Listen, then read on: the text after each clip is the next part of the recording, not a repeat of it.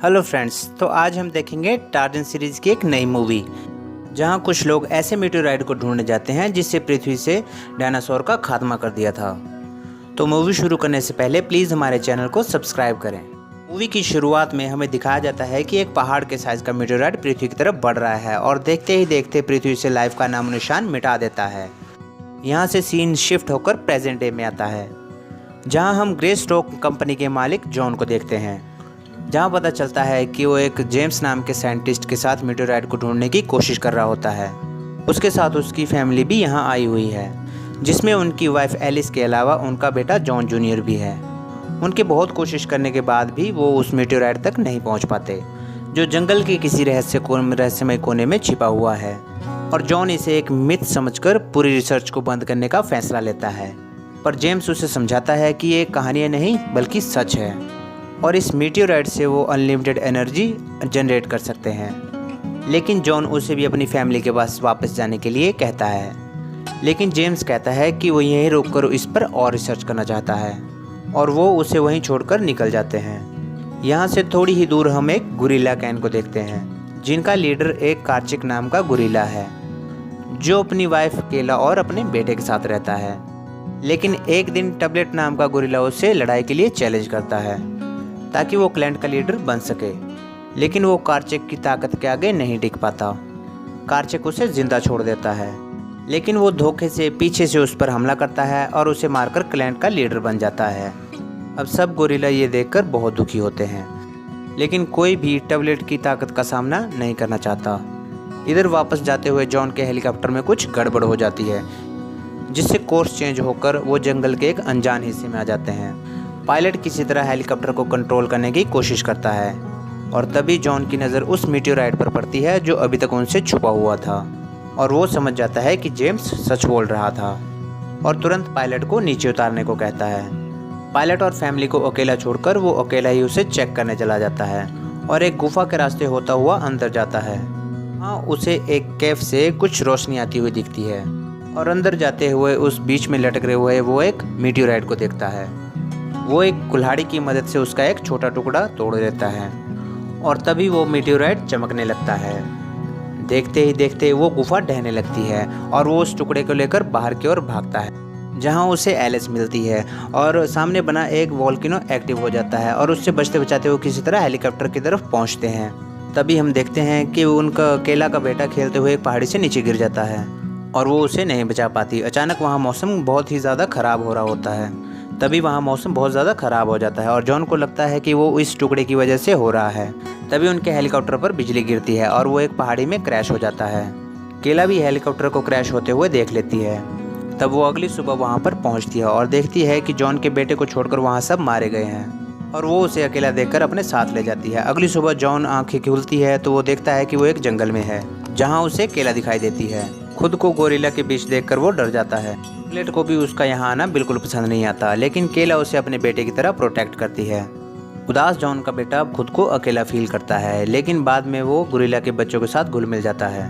जल्द ही हम उसे बड़ा होते हुए देखते हैं, जहाँ वो गोरिल्ला के बच्चों के साथ घुल मिल जाता है। पता चलता है कि जंगल उसे अब टार्जन के नाम से जानता है। हम बहुत कुछ सीखता है और जल्द ही वो गोरिल्ला की भाषा भी सीख जाता है। एक दिन ऐसे ही जंगल में घूमते हुए उसे कुछ आवाज़ें सुनाई देती हैं और जाकर वहां देखने पर उसे कुछ इंसान नजर आते हैं। उसे पता चलता है कि ये कुछ टूरिस्ट हैं। का ऑपरेटर वही जेम्स नाम का साइंटिस्ट है जिसको हमने मूवी की शुरू में देखा था। वो अपनी बेटी जेम्स के साथ मिलकर कुछ पैसे कमाना चाहता है। भी उनके पीछे उस कैंप तक आता है, जहाँ वो देखता है कि जेम्स और उसकी बेटी दोनों आपस में कुछ बातें कर रहे हैं। उनकी बातों से पता चलता है कि जेन अपनी मॉम के साथ शहर में रहती है और वो यहाँ सिर्फ अपने पापा से मिलने आई है। वहीं दूसरी तरफ टार्जन अपने ही जैसे लोगों को देखकर बहुत हैरान हो जाता है और पूरी रात वहीं पेड़ पर गुजारता है। अगली सुबह हम देखते हैं कि जेम्स उन टूरिस्ट को जंगल की तरफ ले जाता है, जहां एक बड़ा सा पंछी उसके पीछे पड़ जाता है। जेन उसे बचाने के लिए उस पक्षी को अपनी ओर अट्रैक्ट करती है, लेकिन अब वो उनके बीच में खुद फंस जाती है और तभी एक एक करके वो किसी को उनको वहाँ से हटाते हुए देखती है। और उससे पहले ये वो कुछ समझ पाए, वहाँ झाड़ी में छिपे एक सांप उसे काट लेता है, जिससे कि वो बेहोश हो जाती है। जहाँ टार्जन उसे बचाने के लिए अपनी गुफा में ले जाता है और वो देखता है कि उसकी और टार्जन की बॉडी में बहुत सारी सिमिलैरिटी है। फिर वो कुछ पत्तियों से उसके घाव को ठीक करता है, जिससे जैन को होश आ जाता है और वो टार्जन की एक हल्की सी झलक देखती है, लेकिन नशे में होने की वजह से वो उसे अच्छी तरह नहीं देख पाती। फिर वो दूसरे दिन किसी तरह अपने कैंप में पहुंच जाती है, जहां जेम्स उसे बताता है कि वो पूरी रात उसे ढूंढ रहा था। जहां जेन उसे अपने मददगार के बारे में बताती है, लेकिन उसे नहीं पता कि वो इंसान था या गोरिल्ला। अब वो जा रहे थे, लेकिन जाते हुए जेन अपना एक कपड़ा वहां उसके लिए फेंक जाती है। आगे हम टार्जन को देखते हैं, जिसके मन में हजारों सवाल चल रहे होते हैं कि वो कौन है। तभी जंगल में घूमते हुए उसे वो क्रैश हेलीकॉप्टर मिलता है, जहां उसे वो अपने बचपन की फोटो मिलती है, जहां उसे एक चाकू और मिट्टियोर का टूटा हुआ टुकड़ा भी मिलता है, और वो इन सब चीज़ों को अपनी गुफा में लेके आ जाता है। आगे का सीन हम काफ़ी समय बाद का देखते हैं, जहां टबलेट उसकी चीज़ों के साथ छेड़खानी कर रहा होता है, जहां वो गलती से हेलीकॉप्टर का इमरजेंसी बीकन एक्टिवेट कर देता है, लेकिन तभी टार्जन वहां आकर उसे भगा देता है। यहाँ से सीन शिफ्ट होकर ग्रैंडस्टोन कंपनी में वापस आ जाता है, जहां पता चलता है कि विलियम नाम का आदमी वहां का नया डायरेक्टर है। उसका मैनेजर उस बीकन के बारे में उसे बताता है, जो इतने सालों बाद अचानक से एक्टिव हुआ है। विलियम तभी एक मीटिंग बुलाता है और वो बताता है कि वो लोग जो उसकी उस अधूरी खोज को पूरा करने वाले हैं, क्योंकि अगर वो मेटियोर मिल गया तो उसकी एनर्जी से वो बहुत पैसे कमा सकते हैं।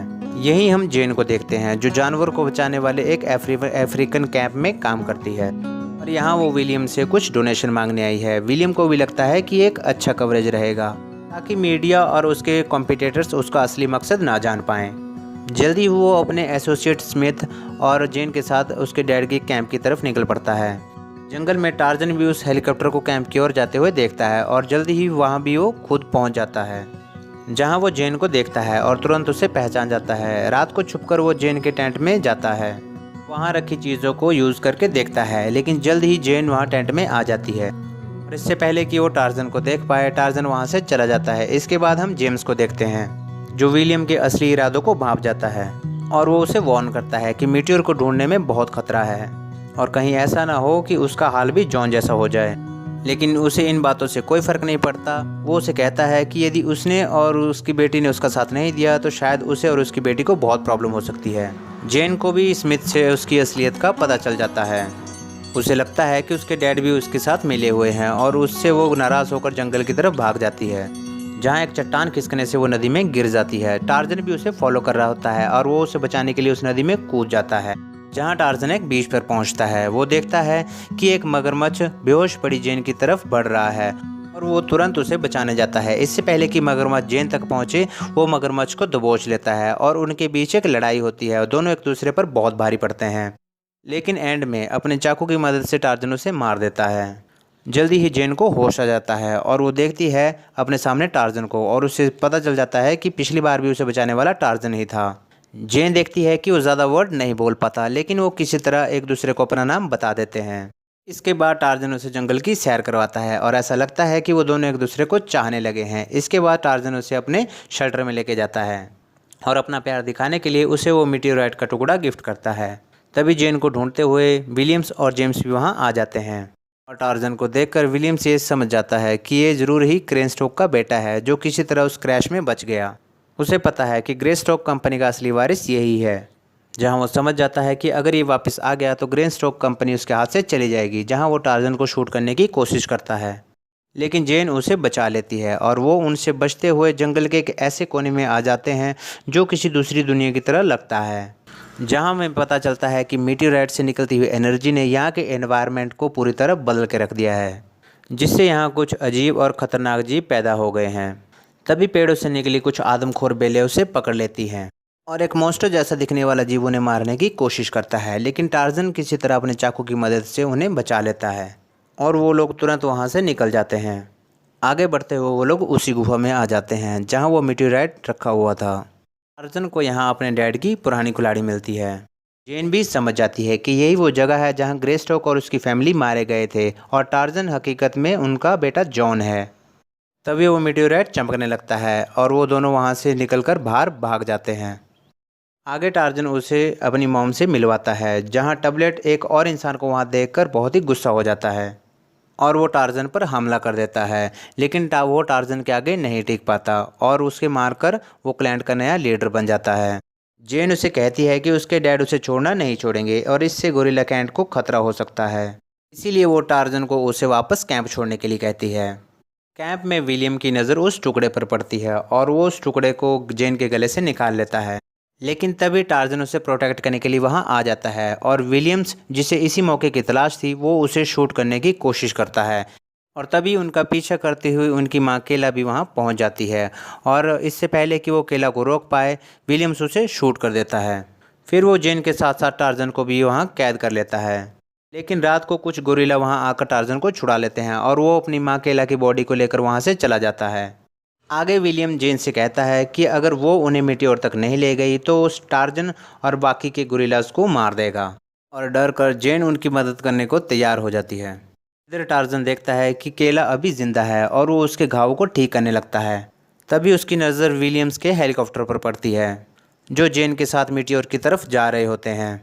वो भी उनके पीछे जल्द ही वहाँ तक पहुँच जाता है और देखता है कि विलियम्स ने वहाँ पर पूरा बेस बना लिया है। पता चलता है कि विलियम उस पूरी जगह को ब्लास्ट करने वाला है और जेन और उसके डैड भी अंदर ही कैद हैं। टार्जन गार्ड को बेहोश करके किसी तरह अंदर जाता है और जेन और उसके डैड को छुड़ा लेता है।